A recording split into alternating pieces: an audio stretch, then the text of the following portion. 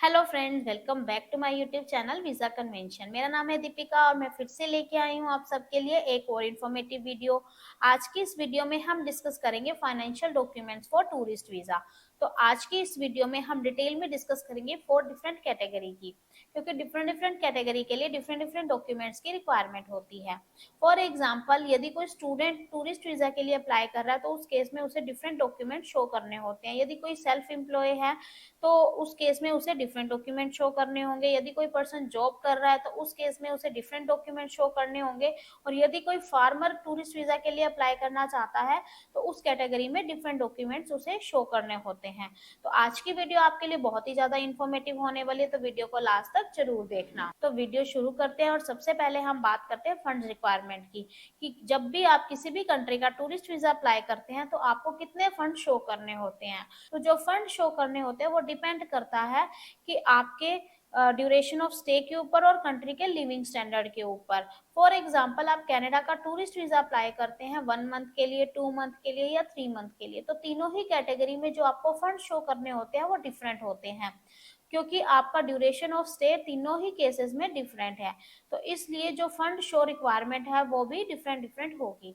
इसको एक और एग्जांपल लेके समझते हैं। एक तरफ आप कनाडा का टूरिस्ट वीजा अप्लाई करते हैं और दूसरी तरफ आप थाईलैंड का टूरिस्ट वीजा अप्लाई करते हैं, जहाँ की लिविंग कॉस्ट बहुत ही कम है। तो उस केस में आपको जो फंड शो करने पड़ेंगे वो बहुत ही कम करने पड़ेंगे। बट दूसरी तरफ अगर मैं कनाडा की बात करूँ, जहाँ की लिविंग कॉस्ट बहुत ज्यादा है, तो उस केस में आपको फंड शो काफी ज्यादा करने पड़ेंगे।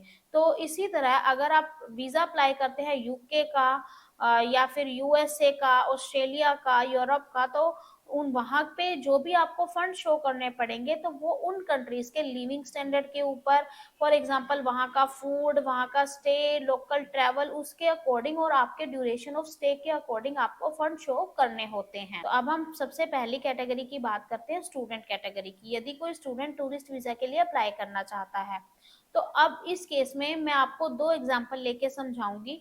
सबसे पहले, अगर यदि कोई स्टूडेंट अभी 10th पास आउट है या 12th पास आउट है और उसके पास कोई जॉब एक्सपीरियंस नहीं है, कोई बैंक स्टेटमेंट नहीं है या कोई आईटीआर नहीं है, कहने का मतलब है उस स्टूडेंट के पास अभी कोई भी डॉक्यूमेंट नहीं है एजुकेशनल डॉक्यूमेंट के बिना, तो उस केस में उस स्टूडेंट को कोई ना कोई स्पॉन्सर करेगा, उसका जो भी फैमिली मेंबर होगा, यानी कि उसके पेरेंट्स, उसका ब्रदर या सिस्टर, वो उसको स्पॉन्सर करेंगे। तो उस केस में जो भी पर्सन उसको स्पॉन्सर करेगा, उसके पेरेंट्स या उसका ब्रदर सिस्टर, तो उनकी इनकम सर्टिफिकेट, उनकी बैंक स्टेटमेंट की, उनके अकाउंट में कितने फंड्स पड़े हैं, उनकी आईटीआर, तो ये सब डॉक्यूमेंट्स उनको लगाने होंगे। और इस केस में यदि उसके पेरेंट्स बिजनेस कर रहे हैं तो बिजनेस के documents plus current account statement, यदि कोई जॉब कर रहा है तो जॉब के पेपर, यदि कोई फार्मर है तो उस केस में उनको अपनी फार्मिंग के पेपर यानी कि जे फॉर्म वगैरह अटैच करने होते हैं। अब हम इसको दूसरे एग्जांपल से समझते हैं। एक स्टूडेंट है जिसने बैचलर कंप्लीट की है और उसके बाद उसने 3-4 साल काम किया है, कोई भी बिजनेस कर रहा है या कोई जॉब की है, और अब करंट में वो मास्टर्स कर रहा है, तो कहलाएगा तो वो स्टूडेंट ही।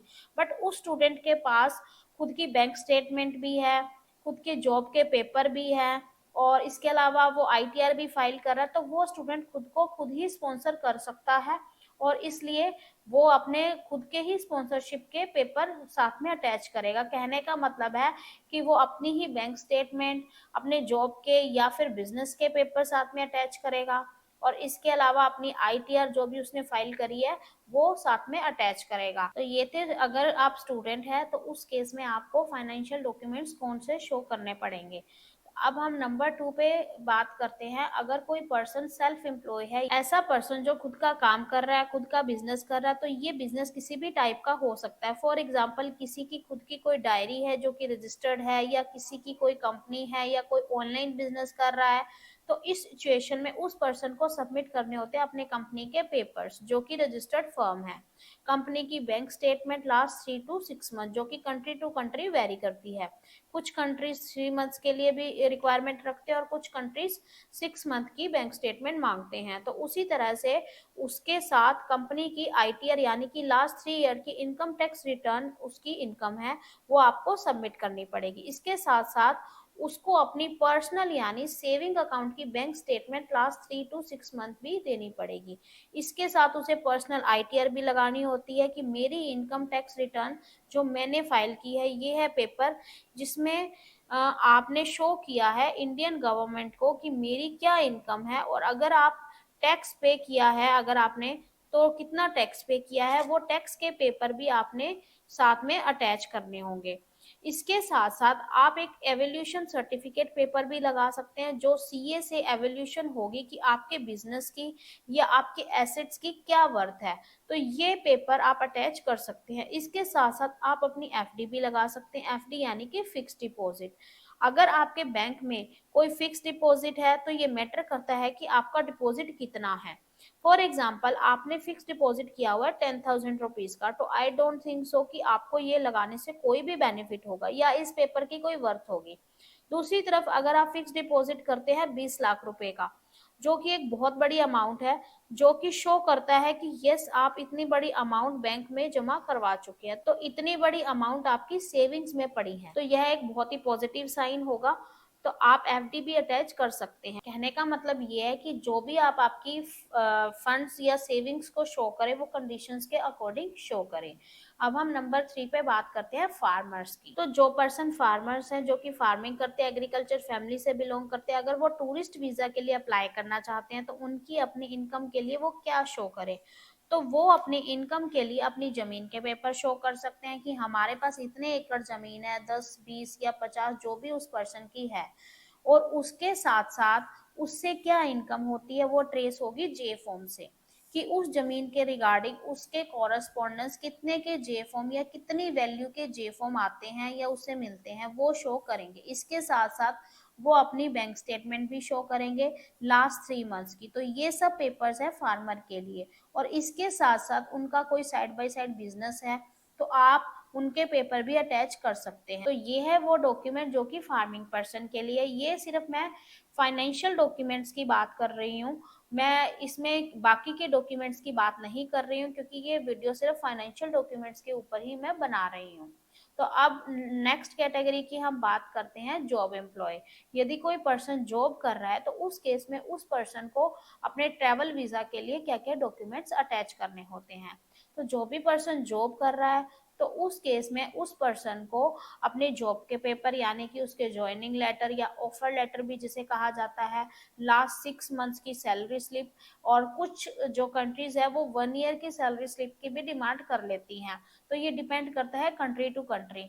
और इसके साथ ही उन्होंने जो भी टैक्स पे किया है आईटीआर या फॉर्म 16 वो भी वो लास्ट 3 इयर्स के अटैच करेंगे। ये भी केस टू केस वेरी करता है। कुछ पर्सन को अभी अगर 2 साल या 1 साल ही जॉब करते हुआ है तो वो 1 ईयर की भी लगा सकते हैं, बट अगर कोई पर्सन 3 ईयर से ज्यादा उसको जॉब करते हुए हो गए हैं तो उस केस में 3 इयर्स की आईटीआर या जे फॉर्म लगाने मैंडेटरी होते हैं। तो इन डॉक्यूमेंट से कोई भी एम्बेसी ये ट्रेस कर सकती है कि आप उनकी कंट्री में घूमने के लिए एलिजिबल हो या नहीं। आप जितने भी ड्यूरेशन के लिए वहां पे जा रहे हो, 10 डेज के लिए, 1 मंथ के लिए या 2 मंथ्स के लिए, आपके पास रहने के लिए, खाने पीने के लिए या घूमने फिरने के लिए आपके पास इनफ फंड्स है या नहीं। अगर आपके पास आपकी कैटेगरी के अकॉर्डिंग प्रॉपर डॉक्यूमेंटेशन नहीं है तो आपका ये वीजा रिफ्यूजल का कारण बन सकती है। तो जब भी आप किसी भी कंट्री का टूरिस्ट वीजा अप्लाई करें तो आपकी कैटेगरी के अकॉर्डिंग आप डॉक्यूमेंट्स को अच्छे से रिव्यू कर ले कि आपको कौन कौन से डॉक्यूमेंट साथ में अटैच करने हैं, क्योंकि आपको अम्बेसी को प्रॉपर जस्टिफाई करना होता है कि आप उनकी कंट्री में घूमने के लिए एलिजिबल हो, आपके पास वहां पे रहने के लिए, खाने पीने के लिए प्रॉपर फंड्स हैं। अगर आपको इसके अलावा और क्यों डॉक्यूमेंट्स अटैच करने हैं वो जानना है तो उसके लिए मैंने अलग से वीडियो बनाई है, उसका लिंक मैं आपको डिस्क्रिप्शन में प्रोवाइड कर दूंगी। तो वहां से जाके आप बाकी के डॉक्यूमेंट्स के लिए भी वीडियो देख सकते हैं। तो आई होप आपको आज की मेरी ये वीडियो काफी ज्यादा इन्फॉर्मेटिव लगी होगी। और अगर आपको मेरी वीडियो इन्फॉर्मेटिव लगी हो तो मेरे चैनल को जरूर सब्सक्राइब करें, वीडियो को लाइक करें और ज़्यादा से ज़्यादा शेयर करें, ताकि जो भी लोग टूरिस्ट वीज़ा के लिए जाना चाहते हैं तो मेरी ये वीडियो से उनको ज़्यादा से ज़्यादा बेनिफिट मिल सके और वो खुद से अपनी फाइल अरेंज कर सके। और अगर आपको टूरिस्ट वीज़ा से रिलेटेड किसी भी तरह की कोई भी हेल्प चाहिए तो आप दिए गए कॉन्टैक्ट नंबर पर मुझे कॉन्टैक्ट कर सकते हैं। तो मिलते हैं नई वीडियो में, तब तक के लिए थैंक यू, बाय बाय।